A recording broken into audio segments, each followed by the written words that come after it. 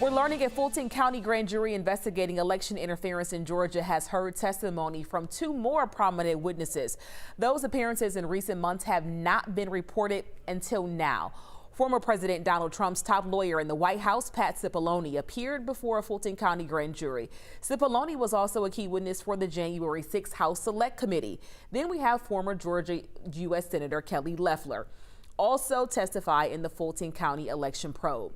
And we are learning more about Senator Kelly Loeffler's text messages. Someone anonymously leaked those text messages to 11 Alive and other news media from her cell phone during the weeks after the elections. One text in particular is to Loeffler, blaming her for sparking death threats against Georgia's Secretary of State and his family. John Sherrick on the story for us.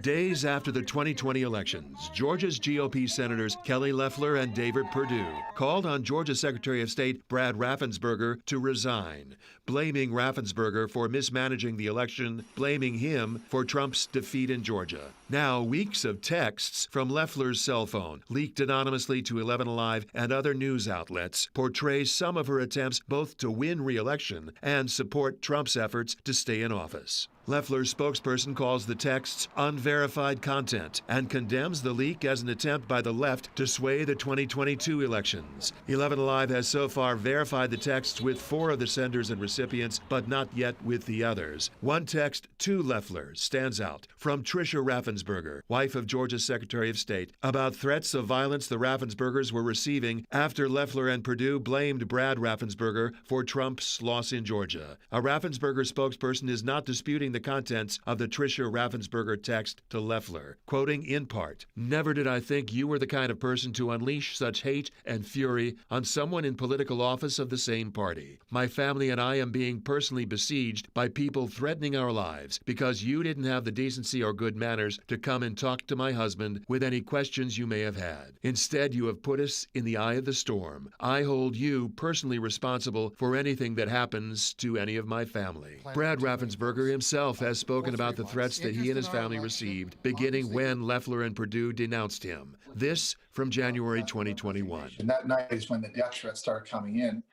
I got a few, but then my wife started getting those, and then it just degenerated even further. There's no record of whether Loeffler ever responded to Tricia Raffensperger, as Loeffler spent the next several weeks trying unsuccessfully to convince the voters to keep her and Trump in office. In Atlanta, John Sherrick, 11 Alive News.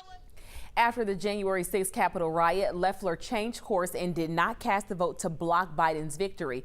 We continue to gather information and reaction related to these text messages. Head to 11alive.com for a full digital investigation here.